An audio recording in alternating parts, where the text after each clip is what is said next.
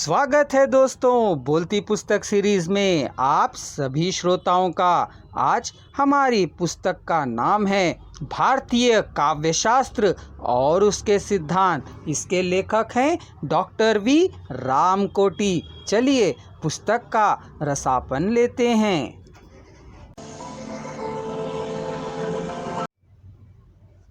अतः अब यह स्पष्ट है कि माधुर्यादि गुणों को पूर्व विवेचित दोषों के विपर्य रूप में स्वीकारते हैं। इस विपर्य के विद्वानों ने इसके तीन अर्थ माने हैं। वे हैं अभाव, अन्यता भाव और वैपरीत्य। यहाँ हम पाते हैं कि भरत के दोषों और गुणों का तुलनात्मक अनुशीलन करने पर यह स्पष्ट होता है कि उनके गुणों का स्वरूप ना तो दोषों के अभाव रूप पर आधारित है और ना अन्यता भाव पर वैपरीत्य पर।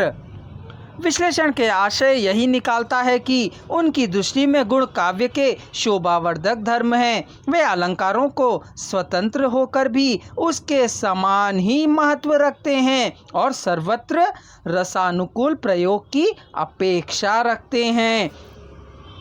दोनों के विपर्य का आशय मात्र यही हो सकता है कि जहाँ दोष काव्य शोभा के विघातक हैं वहीं गुण काव्य शोभा के विधायक।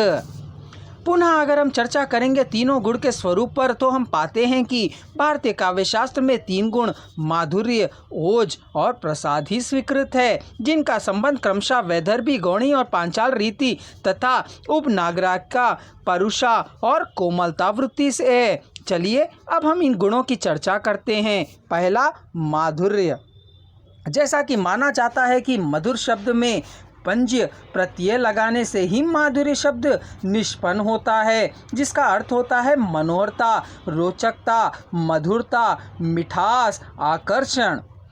काव्य गुणों के संदर्भ में आचार्यों ने इस शब्द से के भिन्न भिन्न अर्थ ग्रहण किए हैं। जैसे भरत ने माधुर्य का अर्थ श्रुति माधुरता माना है, तो वहीं दंडी ने रसमयता, भामा श्रव्यता और अनति समासता को माधुर्य कहते हैं।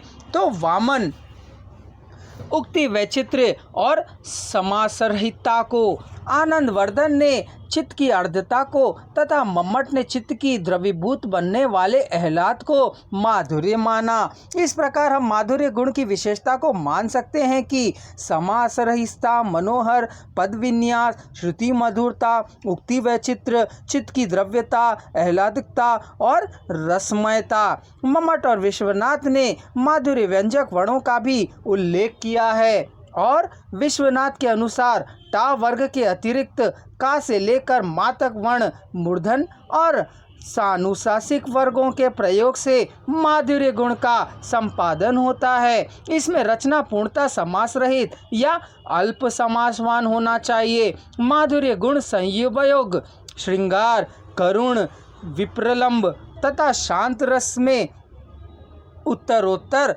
चमत्कारक होता है। ओज, जैसे कि हम जानते हैं कि ओज शब्द का अर्थ है प्रताप, बल, शक्ति, तेज, दीप्ति।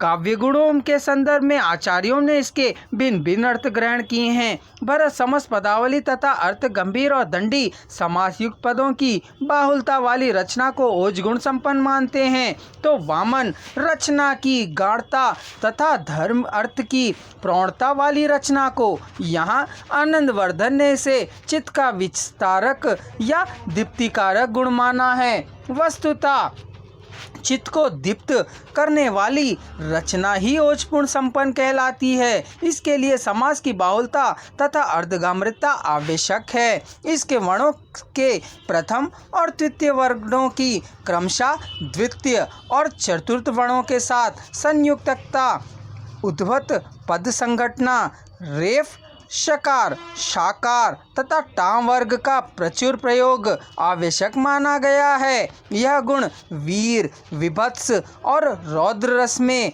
उत्तरोत्तर चमत्कारकृत माना जाता है। अगले वीडियो में हम देखेंगे प्रसाद।